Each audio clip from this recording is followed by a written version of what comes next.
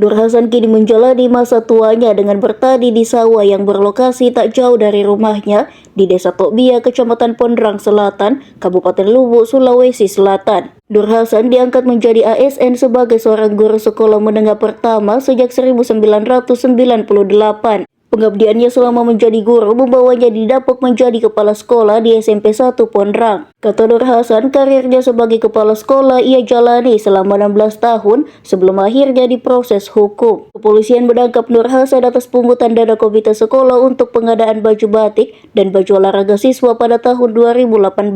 Nur Hasan masih ingat betul ketika penyidik menangkap dirinya di sekolah yang ia pimpin itu. Menurut Nur Hasan, penangkapan dirinya tak berdasar. Ia menegaskan seluruh rangkaian pengadaan baju merupakan keputusan komite sekolah bersama orang tua siswa. Ia kembali mempertanyakan dasar hukum kasus yang menimpa dirinya itu. Sebab pengadaan baju sekolah di tahun itu, sambung Nur Hasan, dilakukan di hampir semua sekolah yang ada di Luwu. Atas kasus itu, Nur Hasan divonis 2 tahun penjara. Bak jatuh tertimpa tangga pasca menjalani hukuman penjara, Nur Hasan langsung pula diberhentikan dari status ASN pada 8 September 2020. Setelah dipecat, Nur Hasan kini bekerja sebagai petani. Di usianya yang sudah menyentuh kepala 6, kondisi fisik Nur Hasan tidak lagi sekuat masa muda. Nur Hasan berharap pemerintah dapat mengembalikan nama baiknya seperti 2 guru yang ada di Kabupaten Luwu Utara. Mantan Ketua PGRI Luwu ini meminta Presiden Prabowo menilai kembali kasus yang telah inkrah tersebut. Sebab sebelumnya Nur Hasan mengikuti pemberitaan 2 guru di Luwu Utara, Sulawesi Selatan yang mendapat rehabilitasi dari Presiden Prabowo Subianto setelah sebelumnya dipidana karena pungutan dana komite.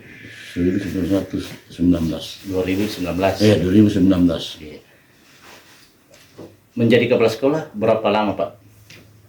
16 tahun jadi 16 kepala tahun. sekolah. Iya. Berapa tahun lagi Bapak pensiun pada saat dijatuhkan vonis dari pengadilan? Kurang lebih 1 tahun lagi pensiun. 1 tahun.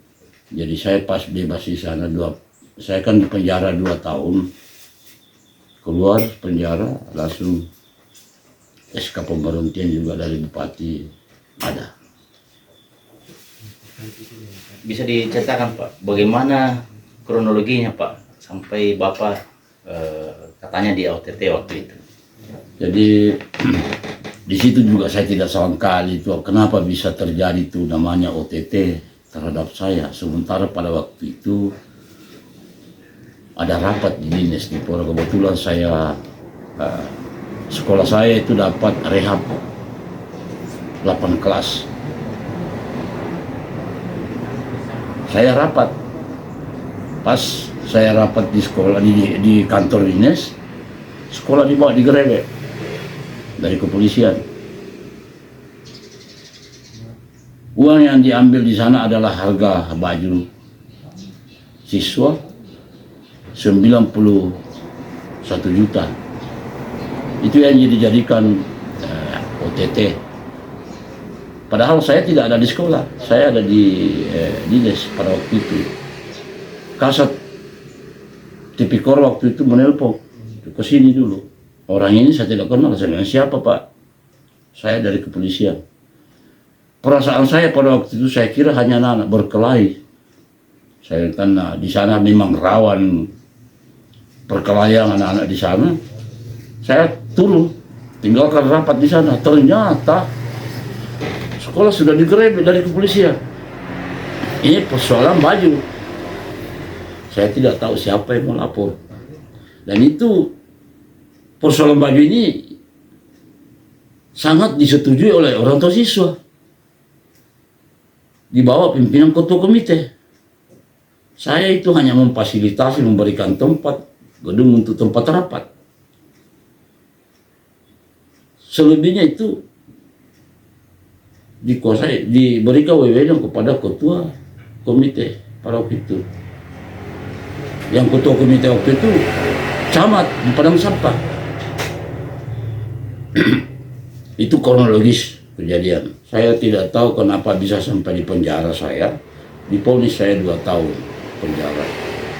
Keluar penjara saya dipecat. Jadi masih ada sisa saya itu 1 tahun kurang lebih untuk bisa mengabdi di negara ini seandainya tidak dipecat. Masih ada 1 tahun lebih. Saya dipecat. Akhirnya sekarang ini tinggal karena memang bapak saya dulu petani, kembali jadi petani. Dan itu sangat susah karena kita ini sudah tua, Pak. Saya sudah umur 64 tahun. Tenaga sudah tidak ada lagi bisa untuk seperti pada waktu kita masih muda untuk bergerak di bidang pertanahan dan lain sebagainya.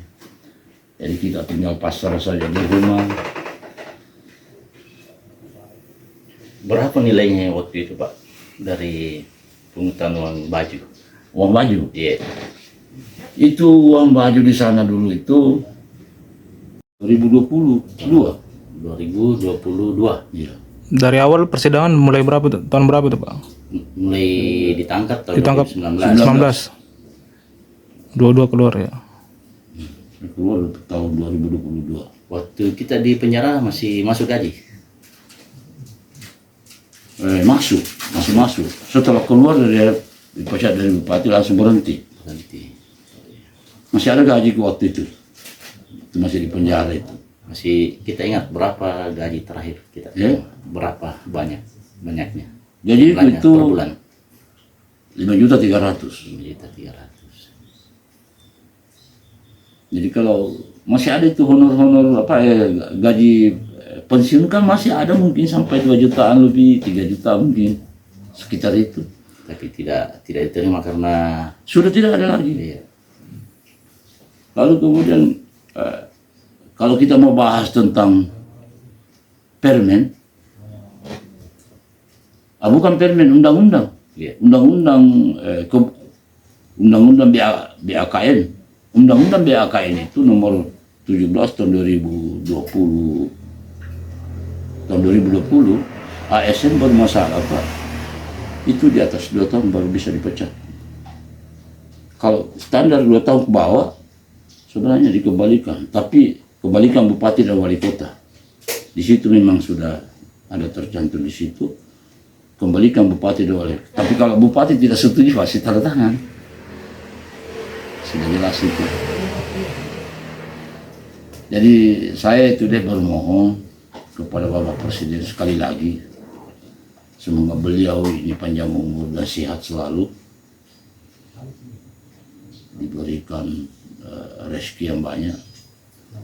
Saya minta kepada beliau supaya kasus saya yang menimpa diri saya ini bisa disamakan dengan kasus yang ada di Utara, guru yang 2 orang itu, yang kasusnya sama di penjara juga dia, saya juga di penjara, hanya beda selisih 6 bulan.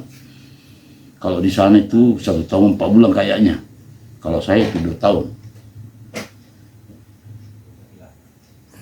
Saya kira itu yang perlu saya sampaikan kepada anda semua. Waktu itu Pak, adakah dari inspektorat atau Bawasda waktu itu keterangannya bahwa merugikan negara atau apa? Tidak ada. Tidak ada ya? Karena memang penggeledahan ini sepihak. Kenapa saya katakan sepihak? Semestinya ini Pak, mudah-mudahan bisa disamakan dengan Utara.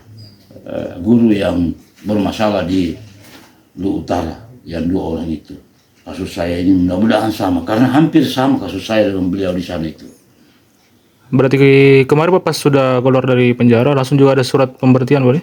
Iya, Sempat ada upaya-upaya untuk pembelaan begitu Pak dari PGRI misalnya atau apa? baru kali ini saya ada reaksi karena alasan saya ini kan tidak ada tertutup ruang gerak yang ada di kabupaten untuk saya menempati. Bermohon minta petunjuk dan lain sebagainya. Terpaksa saya pasrah saja di rumah. Waktu selama proses ada pendampingan dari PGRI Pak? Selama proses persidangan? Itu juga PGRI. Makanya saya nyatakan PGRI di kabupaten bubar saja lah. Habis duit saja itu. Kita tidak tahu kemana arahnya ini. Ketua PGRI-nya lagi diambil lagi nih. Pak Sukimang. Tapi saya tidak tahu urus itu. Yang penting diriku saya urus. Bagaimana bisa seperti dengan orang lain. Tuh. Jadi harapan saya yang terakhir tadi itu bahwa mudah-mudahan Presiden panjang umur, sehat selalu, saya bisa difasilitasi dan seperti dengan apa yang ada di Kabupaten Guru yang terjadi di Luwu Utara. Karena kasus saya itu hampir sama dengan itu. Tidak ada kerugian negara, ini hanya orang tua siswa. Download Tribun X sekarang, menghadirkan lokal menjadi Indonesia.